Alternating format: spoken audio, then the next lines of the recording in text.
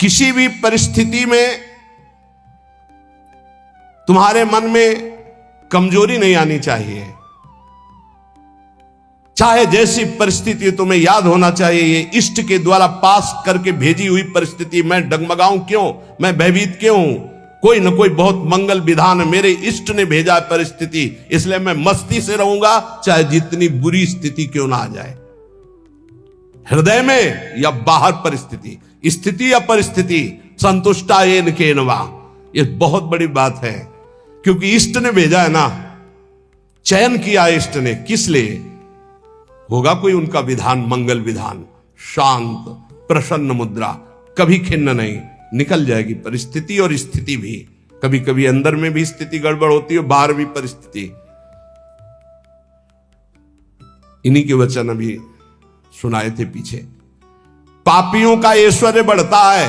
प्रश्नकर्ता को सुन ले ध्यान से, ज्यादातर प्रश्न करते हैं कि धर्म में चलने वाले को बड़े धक्के मिलते हैं, पाप करने वाले बड़े मौज से होते हैं। पापियों का ऐश्वर्य बढ़ता है, स्वीकार करते हैं। क्यों? क्योंकि उनके पुण्यों का नाश किया जा रहा है। तुम धर्म के फल में संदेह मत करना, ये पापियों का जो ऐश्वर्य बढ़ रहा है, इनको जैसे फांसी की सजा देने वाले को अंतिम इच्छा पूरी की जाती है, ऐसे सर्वनाश का खेल इनका शुरू होने वाला है। इसलिए इनके पुण्यों को फटाफट भुगाया जा रहा है, भोग ले।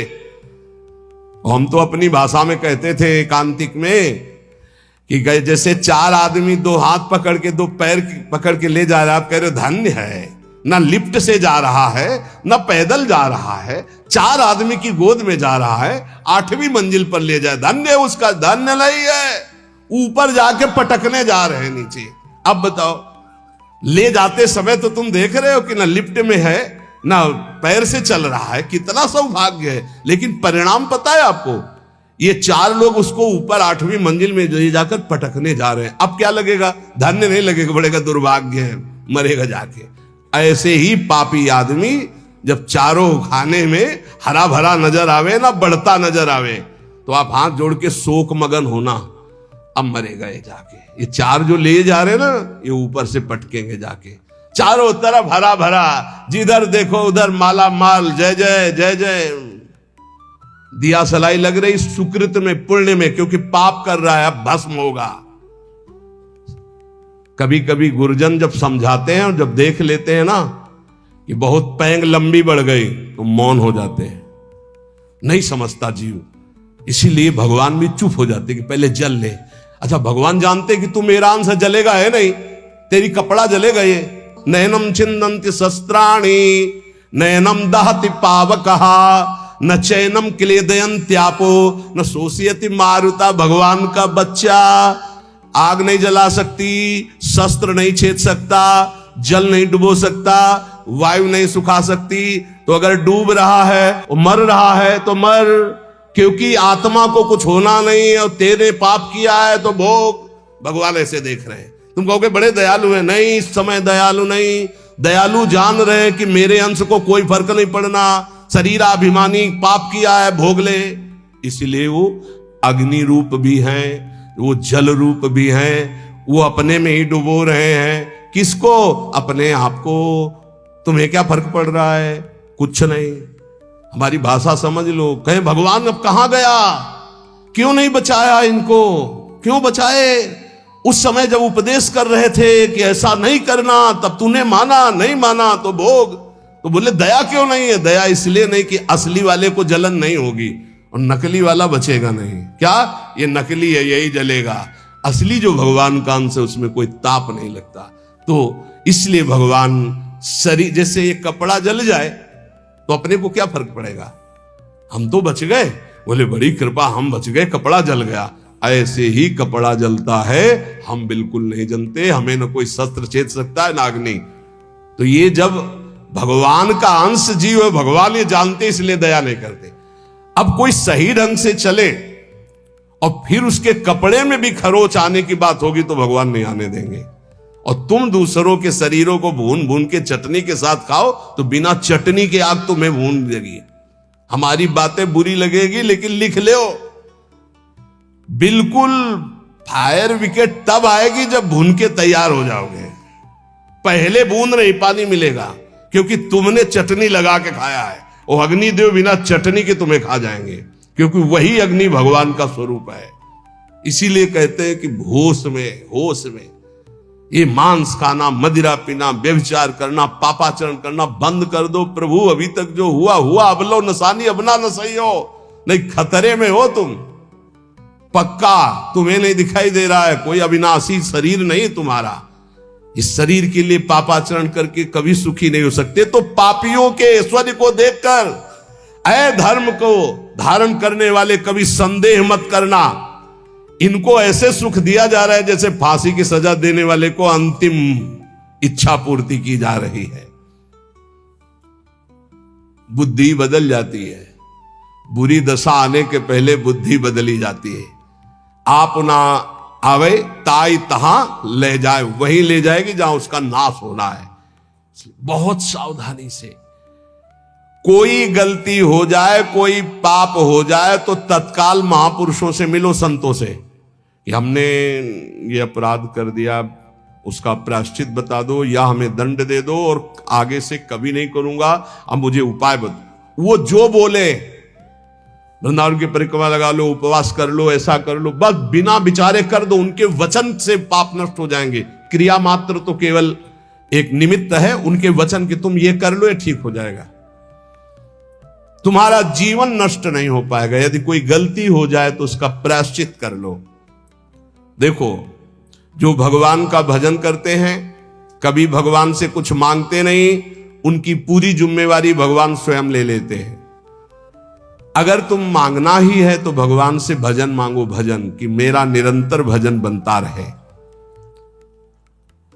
तुम अल्पज्ञ हो, भजन के सिवा और जो भी मांगोगे वो धोखा हो जाएगा, कोई लाभ नहीं है। ध्रुव जी को भी बड़ी अशांति हुई थी परम पद मिलने, अटल पद भी मिलने के बाद। यदि तुम भजन करने वाले हो तो तुम्हारी निंदा होगी पक्का। भीतर ही भीतर जब निंदा हो तो प्रसन्न होना, उससे कभी शत्रुता मत करना, क्योंकि वो निंदा करने वाला कृपा करके भगवत प्राप्ति में जो बाधक पाप है उसको वो ले रहा है। बड़ी कृपा है। निंदा करना दूसरों के पापों को लेना है, अपने को तो करना नहीं है। दूसरा कोई अपनी निंदा करे तो बहुत प्रसन्न होना है। ये कितना महान है कि जो हमें भगवत प्राप्ति में बाधक भाव थे उनका वो अपहरण कर रहा है। बिना प्रयास के, बिना प्रयत्न के, बिना भोगे तुम्हारे प्रारब्ध का नाश करने की सामर्थ्य निंदा में है, जो तुम्हारी दूसरे निंदा करते हैं। बड़े कृपालु हैं। इसलिए निंदक को परम सहायक मित्र मानना चाहिए। निंदक नेरे राखे आंगन कुटी छवाए, समीपे रहे जिससे कोई चूक ना होने पाए, हर गलती वो हमारी देखे। और भगवान बड़े कृपालु हैं। निंदक को सूक्ष्मदर्शी लगाने की जरूरत नहीं होती, सीसी कैमरा लगाने की जरूरत नहीं होती। उनके कान और नेत्र वहीं लगे रहते हैं और वो एक एक बात पकड़ करके साधु की और उसको निर्मल करते रहते हैं। इसलिए धन्य है, प्रणाम है, स्वस्थ रहे निंदक। अंतिम में उनको भगवत प्राप्ति हो, क्योंकि हमें भगवत प्राप्ति में बड़ा सहयोग किए। निंदा करने वाले महान मित्र हैं जो हमारे प्रारब्ध को बिना भोगे वो काट देते हैं।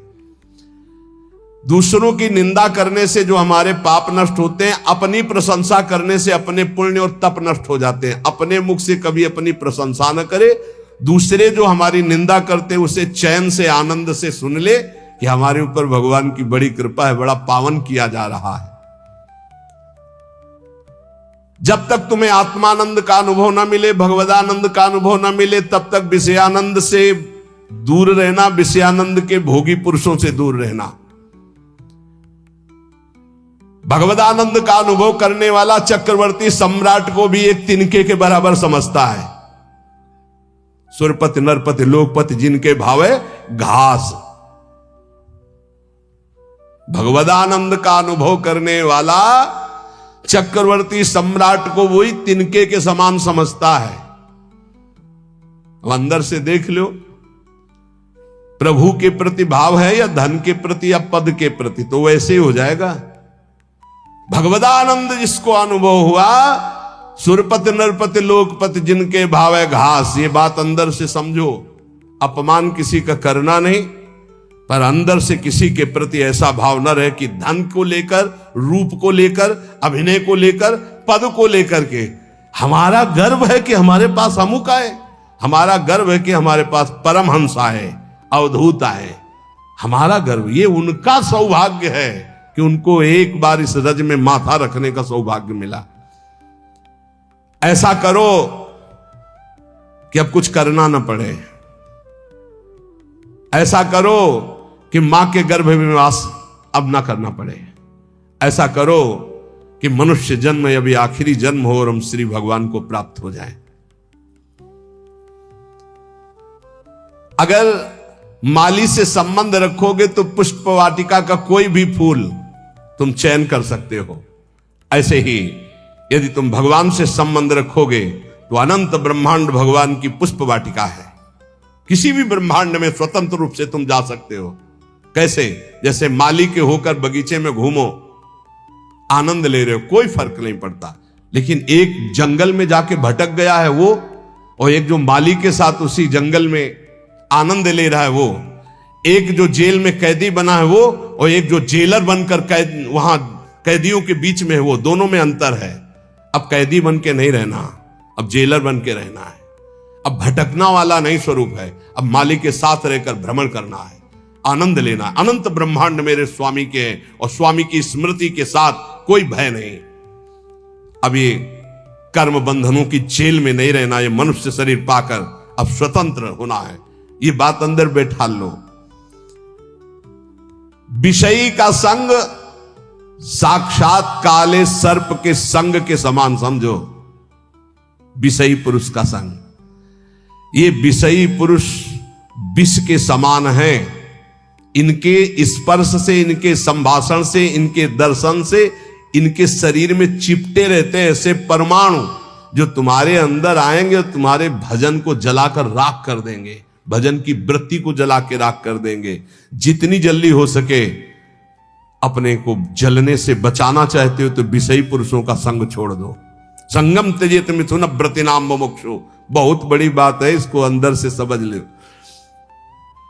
प्रयत्न करो। विषयी पुरुषों का संग साक्षात भयावह विषधर सर्प के समान है, वो तुम्हारी समस्त साधना को चौपट कर देगा। विषय की अग्नि की चपेट में तुम अध्यात्म शक्ति को भस्म कर दोगे। इसलिए दूर, हमको यही देखना है। जब भगवान मोहिनी रूप के पीछे भाग रहे थे ना, तो बड़े बड़े जो पद्मासन लगाए बैठे थे, तो मोहिनी भगवान ऐसे करते हैं, देख लो, ये वो हैं जो ब्रह्मबोध प्रदान करते हैं, और मेरा ये वो रूप है जो ऐसों को भी पीछे दौड़ा रहा। भगवान के मोहिनी रूप का ऐसे ही ये भगवान उदाहरण देते रहते हैं, भगवान ही उपदेश दे रहे हैं। पक्का समझिए, बहुत बहुत विचित्र, अतिशय प्रबल देव तो माया, जो शास्त्र कह रहा वैसे चलोगे बच जाओगे। यहां सत्संग के द्वारा हमको ये समझना है कि हमें जो मिला बहुत कीमती चीज है, परमार्थ बहुत कीमती चीज है। इसको छीनने के लिए बहुत माया रंग रचेगी। अगर आप कोई वासना लेकर इस मार्ग में चलेंगे तो वही वासना अंतर की माया जानकर तुम्हारे आगे जाल फेंक देगी और तुम्हें रोक लेगी। इसलिए सत्संग के द्वारा जल्दी से जल्दी वो वासना काट दो जो तुम्हें गिराने वाली है। उस वासना का संयोग होने पर भागो, ना कि उसको स्वीकार करो। पहले प्रयत्न करो, फिर प्रार्थना करो। पहले बचने की कोशिश करो। जब आपको लगे कि अब गिरा, तो फिर भगवान से प्रार्थना कर दो कि तत्काल मुझे बचा लो। यदि कोई ऐसी विपत्ति आ जाए तो पहले बचने की कोशिश करो, भागो विवेक के द्वारा। अगर नहीं संभल पा रहे तो इष्ट को पुकारो, देर मत करो। विषयी पुरुष का आश्रय और संग आपको नष्ट कर देगा। बहुत बहुत सावधान, बहुत सावधान। मतलब ये भले भजन कम हो, पड़े रहो, भगवान की प्राप्ति हो जाएगी, क्योंकि भरोसे पे पड़े रहने वाला ही महान संत बनता है। लेकिन संग किसी का ना, असंग, असंगता बहुत बड़ी सिद्धि है। चाहे गृहस्थ में हो चाहे विरक्त में, अपने को बचाओ। जो आपके सुकृत को, आपके भजन को लूटने वाले लोग हैं, ऐसे लोगों से बचो। सदा इतना तो ज्ञान तुम्हें होना चाहिए कि तुम्हें उचित फंसाया जा रहा है या अनुचित फंसाया जा रहा है। लेकिन अनुचित फंसाने वाले बहुत अमृत जैसे लगते हैं। इस मार्ग में चलने वाले पथिक की बुद्धि ऐसे धोखा देती है, अनुचित फंसाने वाले अमृत जैसे लगते हैं। बहुत बहुत किसी भी गृहस्थ के द्वारा दी हुई सेवा श्री भगवान ने निमित्त बनाकर उसे भेजा है, ऐसे माना जाता है। एहसान कभी नहीं माना जाता। ध्यान रखना, साधुता में, जो साधुता में निमित्त माना जाता है। जैसे आप आए और कुछ, तो हम ये देखते हैं मेरे प्रभु आए हैं, मेरे आराध्य देव, इस रूप का जो निमित्त बनाकर हमारे पास भेजना मेरे आराध्य देव। तो हमारी आसक्ति आराध्य देव में, ना कि उस व्यक्ति में। अगर व्यक्ति में तो गया, ये चाहे गृहस्थी में चाहे विरक्ति में, बात अंदर से समझ लीजिएगा। सदा अंदर से विचार करते हुए कि हम उचित कर रहे हैं या अनुचित। यदि तुम इस पर चूक कर दिए तो तुम्हारा जीवन व्यर्थ हो जाएगा। बहुत ये दृश्य देखने को मिलते हैं। इसलिए ठगे ना जाओ, ऐसे बनकर रहो। पूरे संसार में ऐसे घूमो। ठगा कौन नहीं जाता? जो गरीब बन के रहता है। त्रणादपि सुनी चेन, वो नहीं ठगा जाएगा। जो बड़ा बन के चलेगा वो ठगा जाएगा। पक्का समझ लेना। संसार में हमेशा तुम्हें रहना नहीं है। यहां तुम कमाई करने के लिए आए हो, सत की, तपस्या की, भजन की, धर्म की। इसलिए ठग लोगों से सावधान। काम, क्रोध, लोभ, मोह, मद, मत्सर, ये ठग है। बहुत बुरी तरह ठगा जाता है, बहुत बुरी तरह। प्रारंभ से लेकर अंतिम तक, फाइनल में जो निकल पाए हो, कोई गुरु का कृपा पात्र पहलवान होगा, दूसरा कोई नहीं होगा। यह हम आपको घोषणा करके कहते हैं। अगर कोई इस भाव समुद्र से निकल पाया तो गुरु का लाडला होगा, दूसरा हो नहीं सकता। चाहे जितना बड़ा कोई तपस्वी हो, चाहे जितना बड़ा कोई ज्ञानी हो, गुरु कृपा पात्र ही क्रॉस कर पाएगा, अन्यथा नहीं कर पाएगा। ये बिल्कुल हृदय की बात कह रहा हूं। फंसे फंसाए रखे हैं। अगर गुरु करुणा ना हो तो निकल ही नहीं सकता, पक्की बात है। जहां हम समझते निकल गए, वो दलदल था। अगर निकला गया तो केवल गुरु कृपा से निकला गया। दलदल कैसा होता है? एकदम प्लेन, ऊपर सूखा, बराबर एकदम लगता चकाचक हो, जो रबड़ी जैसा। पैर रखो, धसते चले जाओ। यह है पंख, माया पंख। इससे केवल गुरु का लाडला ही निकल सकता है। ये बिल्कुल जय घोष के सहित हम कहते हैं, जिसने अपने गुरु चरणों का आश्रय लिया वो माया पर विजय प्राप्त कर लिया। अन्यथा उसके इतने हथकंडे फंसाने के हैं कि को बिरला, जो कहो हरिवंश रस बिरलो समझनहार, एक दोई जो पाइए खोजी सब संसार। जो गुरुदेव का अभिन्न अंग बन जाता है, उस शिष्य को अपने उद्धार के लिए बुद्धि का प्रयोग नहीं करना पड़ता। ये हम बड़े बड़े महापुरुषों के वचन सुना रहे हैं। जो शिष्य अपने गुरुदेव से छल कपट और झूठ बोलता है, उससे बड़ा महापापी और कौन हो सकता है? एक बार एक महापुरुष ने कहा था कि संसार में कहीं भी झूठ हो जाए, कपट हो जाए, पाप हो जाए, तो एक जगह है गुरुदेव का घर, गुरुदेव के चरणारविंद, जहां खुला बेपर्द हो जाना चाहिए। बेपर्द का मतलब, महाराज ऐसी गलती हुई, ऐसे पापी हूं, ऐसा नीच। वहां बिल्कुल भय मत करो, झूठ मत बोलो, छल कपट मत करो। वो तुम्हें डांटेंगे, भगा देंगे, तिरस्कार करेंगे, कभी हमारे सामने मत आना, जा ऐसा, वो सब पाप नष्ट हो जाएंगे। यहां कह रहे जो गुरुदेव का अभिन्न अंग बन जाता है, उस शिष्य को अपने कल्याण के लिए बुद्धि लगानी नहीं पड़ती। और जो गुरुदेव के सामने छल कपट और झूठ बोलता है, उससे बड़ा कोई पाप नहीं होता। कहां मोचन करोगे? सब पापों का मोचन करने वाले तो सदगुरुदेव भगवान है। भारी से भारी वैष्णव अपराध बन गया हो कोई भी, एक तो वो उपाय बताएंगे कि जाओ उन्हीं के पैर पकड़ो, नहीं हो रहा, अगर वो कह दें कि जाओ अच्छा कुछ नहीं, सब ठीक हो जाएगा, बिल्कुल संशय मत करो, कोई अपराध नहीं लागू होगा। ये हम तस्मात् शास्त्रम प्रमाणम की बात कह रहे हैं। गुरु माफ कर दे तो विश्व का भारी से भारी अपराध माफ हो जाता है। अगर कितना भी बड़ा अपराध बन गया हो और गुरुजी उलट कर ये कह दे कोई बात नहीं, जाओ कोई बात नहीं, तुम्हारा निश्चित सारे अपराधों से अपने आप प्रायश्चित हो गया उनके एक शब्द कहने से, कोई बात नहीं, जाओ कोई बात नहीं। बड़े से बड़े अनर्थ का नाश गुरुदेव के एक शब्द से हो जाता है, जाओ कोई बात नहीं। वेद शास्त्र को सामने रखकर अत्याचार अनाचार करना, झूठ बोलना, कपट करना, तो क्या तुम्हें यह पता नहीं कि प्रभु घटघटवासी हैं? क्या वो प्रभु नहीं देख रहे कि तुम शास्त्र को सामने रख करके क्या आचरण करते हो, क्या बोलते हो?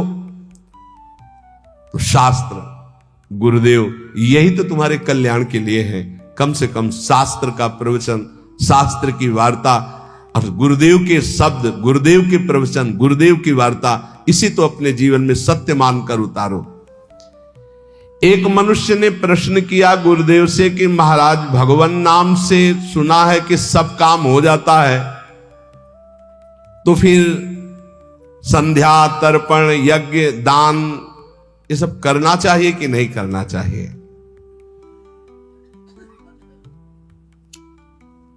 तो उत्तर दिया गुरुदेव ने कि जैसे हल चलाने के लिए बैल ही जोता जाता है, हाथी नहीं जोता जाता है। हाथी से कभी हल नहीं चलाया जाता, बैल ही हल जोतने में लगाया जाता है। इस प्रकार जैसे दान देना है या संध्या तर्पण आदि करना है या और अन्य कार्य हैं, भगवान नाम बड़ा महान साधन है, उसको केवल भगवत प्राप्ति के लिए रखो। व्यवहार में जो कर रहे हो, ये दान है, ये पुण्य है, ये तीर्थ स्नान है या संध्या तर्पण है या और, ये सब छोटे छोटे कार्य हैं, इनके लिए नाम का प्रयोग ये जहां जैसा अवसर आवे वैसा कर दो। अपनी नाम निष्ठा को प्रकाशित मत करो और नाम को केवल भगवान के लिए रखो। अजित भगवान को जीतने के लिए नाम है, उसका साधारण कार्यों में प्रयोग नहीं, उसका साधारण कार्यों से समानता मत रखो। वो एक असीम अनंत सामर्थ्यशाली सुमिर पवन सुत पावन नामो अपने बस करी राखे रामो। महाराज, कई लोग ऐसा कहते हैं कि स्त्रियों को गुरु मंत्र नहीं लेना चाहिए, स्त्री का तो एकमात्र पति ही भगवान है, पति का ही सेवन करने से उसे भगवत प्राप्ति हो जाती है।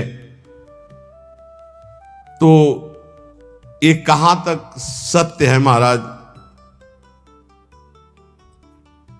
तो उनका भगवत प्राप्ति शब्द अलग है। लौकिक धर्म में पति पत्नी धर्म है, लेकिन भगवत प्राप्ति में शरीर धर्म को लेकर पति पत्नी है ना, भगवत प्राप्ति अध्यात्म धर्म से है, आत्म स्वरूप से। अगर पति पत्नी का ध्यान करते हुए मरे तो स्त्री शरीर को प्राप्त होगा ना।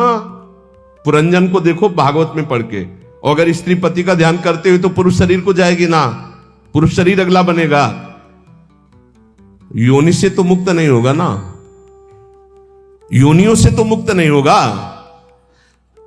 चाहे पुरुष हो या स्त्री हो, अगर उसको संसार से मुक्त होना है तो भगवान का भजन करना ही पड़ेगा। ध्यान रखना, ये लौकिक धर्म के अंतर्गत है। शास्त्रों में पति की सेवा करते हुए, पति की आज्ञा में रहकर संयम नियम पूर्वक खूब नाम जप करते हुए भगवत प्राप्ति, भगवत प्राप्ति के लिए भजन करना ही पड़ेगा। वारि मथे ग्रत हुए बरु सिकताते बरु तेल, बिनु हरि भजन न बहुतरिया सिद्धांत पेल। स्त्रियों को चाहिए कि अपने पति में भगवत भाव रखते हुए भगवान का नाम जप करते हुए उनकी सेवा करें, तो वो इस मानव देह का परम लाभ प्राप्त करके भगवान को प्राप्त हो जाएंगी। और अगर भगवान का भजन नहीं हो, केवल शरीरासक्ति है, तो शरीर बदलते रहेंगे, भगवत प्राप्ति नहीं होगी। योनि से मुक्त होने के लिए भगवान का भजन अत्यंत आवश्यक है।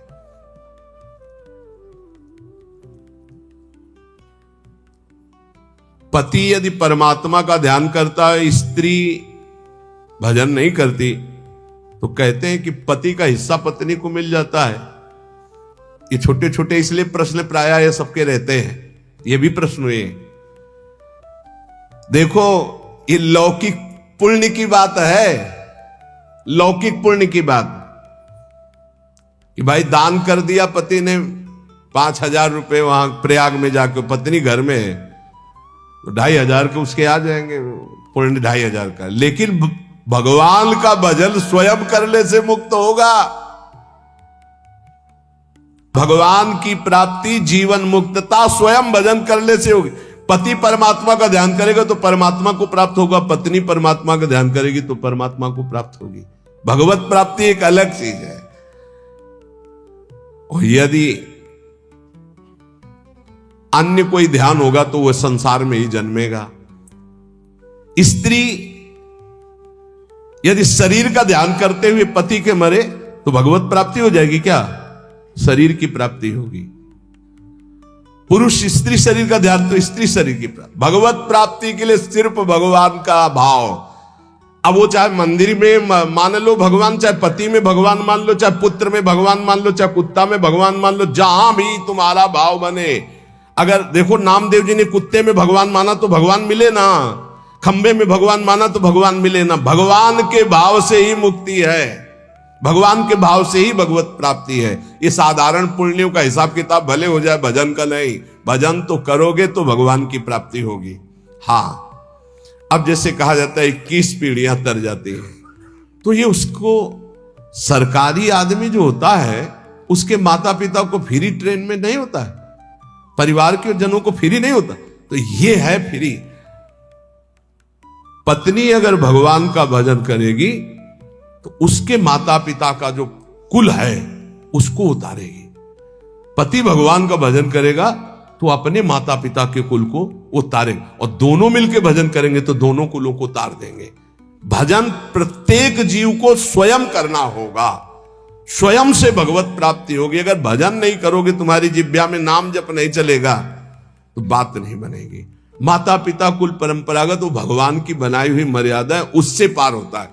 जब भारत सरकार ऐसी व्यवस्था कर देती कि जो सरकारी आदमी होता है उसको गाड़ी बंगला मिलता है, उसके परिवार को जो सरकारी जैसे ट्रेन आदि उसमें फ्री आने जाने की कई व्यवस्थाएं हो, तो ऐसे ही भगवान ने व्यवस्था कर दी कि जिस कुल में भगवान का भगवत प्राप्त महात्मा पैदा हुआ तो उसकी आगे की पीढ़ी पीछे की पीढ़ी 21 पीढ़ियां तर जाती है। तो भगवान जैसा चाहे वैसा करे।